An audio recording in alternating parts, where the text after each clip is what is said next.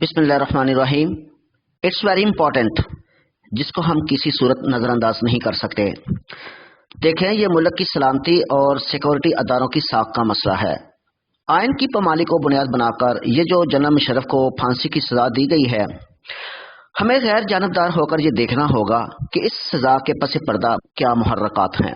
Behind the سین یہ ہے کہ جنرل مشرف نے افغانستان میں امریکہ بہادر کو ایک شرمناک شکست سے دوچار کیا ہے، اور حقیقت بھی یہی ہے اور یہی گراؤنڈ ریالٹی ہے، جس کو محب وطن ہلکے نظر انداز نہیں کر سکتے۔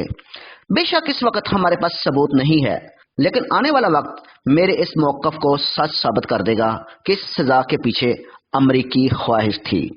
یہ جو کرپٹ اور سیکولر لابی شور مچا رہی ہے کہ جنرل مشرف نے افغانستان میں بہت سے پاکستانیوں کو مروایا ہے، یہ جسٹ ایک پراپوگنڈا ہے۔ What a stupid, what a naan sense. دیکھیں، اس صدی کی جو سب سے بڑی دہشت گردی، قتل و غارت گری خود امریکنز نے افغانستان میں کی ہے، اور تقریباً 5 لاکھ کے قریب نہتے اور بے گناہ افغانیوں کو موت کے گھاٹ اتار دیا ہے، یعنی شہید کر دیا ہے۔ تو سب سے پہلے پھانسی تو بش کو ہونی چاہیے نا، اوباما کو ہونی چاہیے، ٹرمپ کو ہونی چاہیے، جبکہ 9/11 میں کوئی افغانی ملوث ہی نہیں تھا۔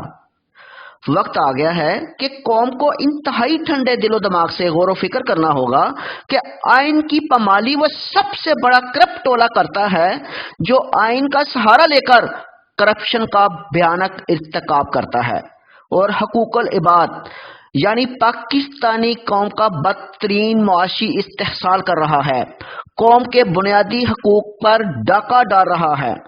در حقیقت پھانسی کا سزاوار یہی کرپٹ ٹولہ ہے، بے شک جس کا تعلق کسی بھی حلقے سے ہو۔